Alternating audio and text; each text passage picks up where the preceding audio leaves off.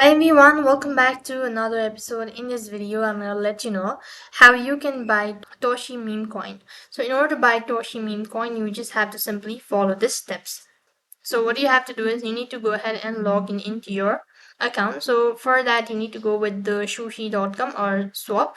So type in sushi.com swap and log in into your account. When you're logged in, that's going to take you to the home page. This is how it's going to look like.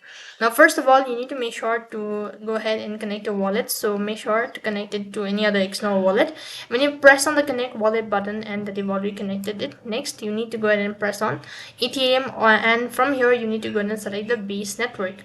When you've actually selected the base network, then you'll be able to see this sort of interface. So click on switch.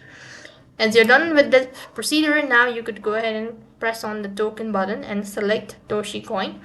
And when you actually selected that, you need to enter the exact amount that you want to convert or that you want to buy, all of that, and click on enter amount, all of that. Next, you'll have to go and follow the prompt, and with that you'll have successfully bought Toshi Meme Coin.